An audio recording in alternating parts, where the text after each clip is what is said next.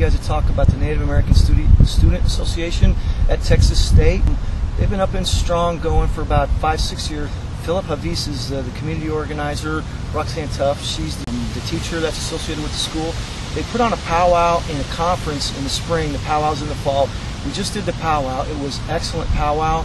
We get local people that are Indian descent coming helping set it all up. A powwow is really a social gathering for the Indian people.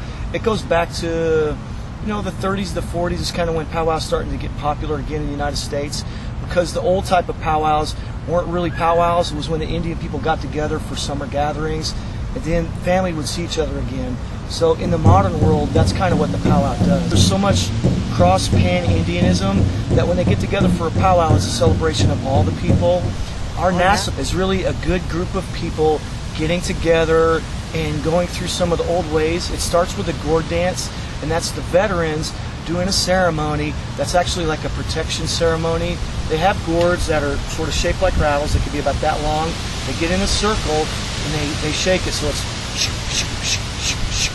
and the purpose of that is to bring good vibes to the powwow, but also to protect their family, their friends, and everyone else. The rest of a powwow in a normal powwow sense is exhibition dancing, and it's also contest dancing. There are men's dances and women's dances. There's a traditional dance where everyone dresses in a traditional buckskin regalia outfit, and then there's the fancy feather, which I'm sure you all have seen. The one where they got a big bustle on top of their head, and then they have a big bustle behind them with eagle feathers, and then they have the other feathers in their hand, they're twirling, and they spin in a lot of circles real fast. They also have shield and weapons, and their movements would simulate like being on a hunt, or it would be like a celebration, like a victory celebration. In the old days, they did something called counting coup, and they didn't actually always have wars, so two tribes maybe at each end of a valley, and what they would do is count coup. So it's kind of, maybe you could think of like a football game, but very dangerous. They would ride at each other and sometimes try to hit each other with a stick.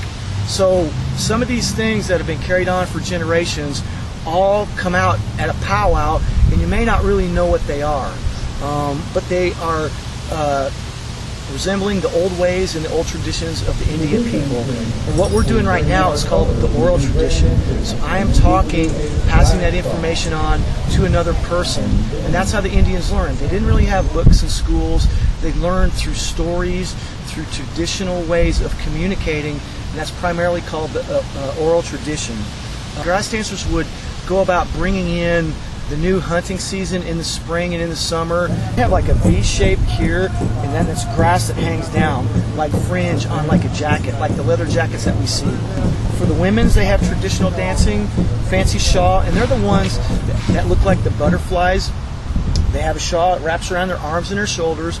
These are some of the movements that they have, but you understand when they're walking and they're running, they have steps too, so they have certain steps they're always doing, and they get their arms moving, and it looks like they're butterflies in motion. That's a fancy shawl dancer. And this is what we had at Texas State, was exhibition dancing. Is everybody goes out and dances together. You dance in a clockwise circle, and you make movements and shapes that are basically, if you see fancy feather dancers, they're going to be moving, and the way they move is with their steps. It's going to be like this, and then they put their hands low and up to the sky, and then they may go down. So that's the hunt. So you're supposed to actually step with your toe and come down with your heel. Step with your toe and come down with your heel. So it's like a 2-beat step. It's hard to do. Powwows are a lot of fun. Every time you can go to a powwow, go. So there's a movie called Smoke Signals, and at powwows you can always get fry bread. So this is like one of our best jokes. It's like, hey Victor, where's the fry bread? So if you watch Smoke Signals, you'll see that all the time. Okay, so powwows are fun. NASA's been doing it. This is the 6th powwow for NASA. It's a student organization. We have community advisors. They actually book all the people. They know everybody, and they get them to come for the powwow. And the students actually help set everything up, and then it all kind of runs you know, the same way any other kind of event would run, it just sort of takes its own life and takes care of itself.